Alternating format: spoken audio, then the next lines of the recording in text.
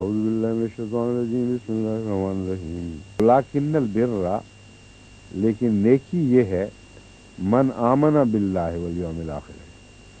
کہ جو اللہ پر ایمان لائے اور یوم آخرت پر ایمان لائے والملائکۃ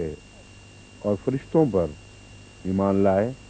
والکتاب اور کتاب پر ایمان لائے والنبیین اور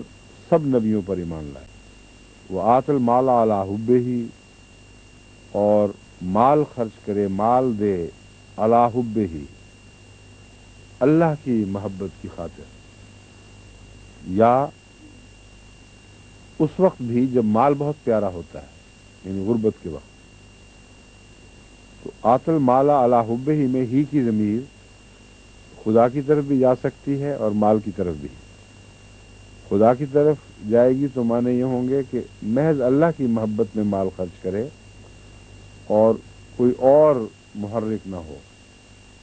اور دوسرا صرف امارت کے وقت جب کہ زائد مال ہو اس وقت خرچ نہ کرے بلکہ اعلی حبہ ہی جب مال اپنی تنگی کی وجہ سے محبوب ہو جاتا ہے اور سخت مالی مشکلات میں بھی انسان مبتلا ہوتا ہے اس وقت بھی وہ خرچ کرے کن پر خرچ کرے ذوی القربا جو قریبی ہیں رشتوں میں نسبتاً قریب تر والیتامى اور یتیموں پر والمساکین اور مسکینوں پر وابن السبیل اور مسافروں پر والسائلین اور سوال کرنے والوں پر وفی الرقاب اور وہ جو کسی قسم کی غلامی کی زنجیروں میں جکڑے ہوئے ہیں یعنی اس میں وہ غلام مراد نہیں ہے صرف جو باقاعدہ کسی کے غلام ہوتے ہیں بلکہ بعض دفعہ بعض لوگ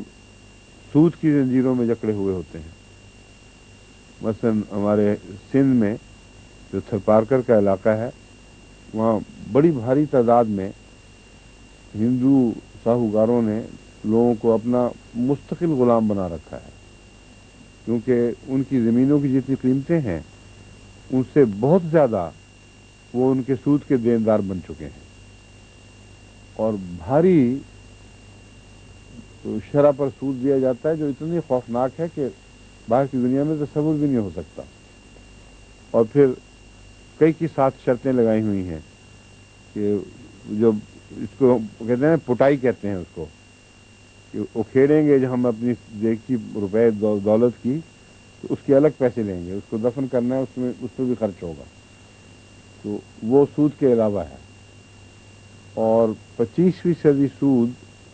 وہ مہینوں کے حساب سے لیتے ہیں بعض دفعہ ان سے بعض دفعہ فصلوں کے حساب سے لیتے ہیں یعنی 6 مہینے میں 25% اگر ہو اگر مہینے کے حساب سے نہ بھی ہو مہینے کے حساب سے لیتے ہیں جب فوری تھوڑی ضرورت پڑتی ہے رشتے کو شادی بیاہ کے وقت تو کہتے ہیں اچھا جی 1 مہینے کی ضرورت ہے فصل آنے والی ہے 25% دے جاؤ اور پھر کاٹ کے دیتے ہیں یعنی 100 دے کر بعد میں 125 نہیں دیتے بلکہ 75 دیتے ہیں اور اس کے بعد پھر اس پر 100 والا سود چلتا ہے یہ سب وہ لوگ ہیں جو جن کی گردنیں پھنسی ہوئی ہیں اور ہم نے وقف جدید کے ذریعے ایک دفعہ ان کی گردنیں آزاد کرنے کا پروگرام بنایا تھا جو اللہ کے فضل سے بہت کامیاب رہا اور بڑی تعداد میں ان کو ہم نے وقت پہ بیج دیے سود سے بچانے کی خاطر اور جو فصلیں ان کی ہوئیں وہ ساری ان کو دینے کی بجائے ان کو سود ان کا جتنا مقرر تھا وہ اتروا کے باقی اپنے گھر میں رکھنے کے لیے بھی ان کے دانے بچنے شروع ہو گئے اور بہت سے ایسے فوائد ہوئے تھے اللہ کے فضل سے مجھے یاد ہے جب تک میں وہاں ان لوگوں میں اس طرح کام کرتا رہا ہوں کافی تعداد میں لوگوں کی گردنیں آزاد ہوئی تھیں آج کل ہندوستان میں یہی کام ہو رہا ہے ہندوستان میں راجپوتانے کی طرف اور بعض دوسرے علاقوں میں اسی طرح سودوں میں جکڑے ہوئے بلکہ پنجاب میں بھی ہیں یو پی میں بھی ہیں ہندو خود جو غریب ہندو ہیں وہ ہندوؤں کے سود میں اس طرح جکڑے ہوئے ہیں کہ ایک احمدی ہوا خاندان، تو اس سے پتہ لگی ہمیں کہانی۔ انہوں نے کہا کہ ہماری ساری آمد 100% مالک کی ہے اور ہم مجبور ہیں اس کے کھیتوں پہ کام کرنے کے لیے، اس کے دکانوں پہ، اس کے دوسرے کاروبار میں کام کرنے پر، کیونکہ وہ کہتا ہے کہ تم نے میرے پیسے جب تک نہیں دو گے میں تمہیں چھوڑوں گا نہیں، اور وہاں وہ پیسے تھوڑے دیتا ہے، مارکیٹ کا ریٹ نہیں ہے، اس لیے ناممکن ہو گیا ہے ساری زندگی اس کا، اس کے بیچوں کا، اس کے بچوں کا کبھی آزاد ہونا۔ تو قرآن کریم نے جہاں یہ جو باتیں بیان کی ہیں پھر رقاب، ان کا پرانے زمانے سے تعلق نہیں، آج کل بھی ہے، اور مومن کا فرض ہے کہ تلاش کرے ایسے لوگوں کو اور ان کی آزادی کے لیے کوشش کرے۔ اب میں نے ہندوستان کو، جماعت کو ہدایت کی ہے کہ حزب توفیق باقاعدہ منصوبہ بنا کے مجھے بتائیں کہ کتنی تعداد ہے ان مظلوموں کی، جو ویسے تو شاید لاکھوں کروڑ بھی ہوں، شاید یا کروڑوں بھی ہو سکتے ہیں، مگر ہم نے تو ایک کنارے سے کام شروع کرنا ہے، باقی کنارہ اللہ تعالیٰ توفیق دے گا تو وہ وہاں تک بھی پہنچ جائیں گے، مگر منصوبہ بنا رہے ہیں کہ ان کو آزاد کرانے کے لیے ان کی طرف سے ہم ان کے پیسے دیں اور یہ پھر کما کے واپس کریں۔ یہ جو بات ہے وہ اس لیے ضروری ہے کہ یہ پھر آگے لوگوں کو آزاد کرانے کا موجب بنیں گے، جو رقم واپس کریں گے اس سے دوسرے آزاد ہوں گے، اور اس ثواب میں یہ خود بھی شامل ہوں گے، اور اس میں بشاشت ان میں پیدا ہوگی کہ ہم نے صرف احسان لیا ہی نہیں، احسان کرنے والوں میں بھی ہو گئے ہیں۔ اور یہ غریب وہ لوگ ہیں جو بہت سے آزادوں سے زیادہ دیانتدار ہیں، کیونکہ باقیوں کو پاکستان میں پیسے دو تو ان کی واپسی مشکل ہی ہوتی ہے، بڑی مصیبتیں پڑتی ہیں،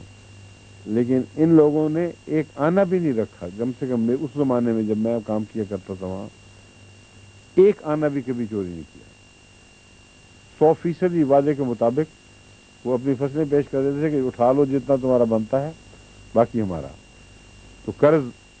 ہم خود سہولت دیں تو الگ بات ہے، وہ ضرور واپس کرتے تھے۔ تو یہ ایسے شریف نفس لوگ جو سچے بھی ہیں، ان کی آزادی کا زیادہ حق ہے۔ تو قرآن کریم کا ترجمہ ہی نہیں پڑھنا بلکہ اس کے مفہوم کو بھی سمجھنا ہے اور اس کو اپنے مزاج میں داخل کرنا ہے۔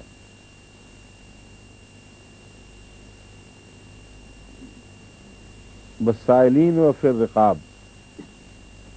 سائلین کا مشکل، سب سے مشکل معاملہ ہوتا ہے۔ بعض لوگوں کو سوال کی عادت ہوتی ہے، لوگ تنگ آتے ہیں، تو اس لیے ان کا خاص طور پر ذکر کیا ہے کہ ان کو تحقیر نہ کیا کرو، سائل کی بھی، اور ان پہ تحقیر میں نے لفظ کیا، قرآن کریم نے قہر کا لفظ استعمال فرمایا ہے، جس کا مطلب ان سے سختی نہ کرو، اما السائل فلا تقہر، اما السائل فلا تنہر، اور سائل کو جھڑکنا نہیں ہے، وہ بھی سختی کے ہی معنی ہیں، تو اگر تنگ بھی آتے ہو تو برداشت کر جاؤ۔ اس لیے سائلین کے حقوق کو بھی بڑا واضح طور پر محفوظ فرمایا ہے۔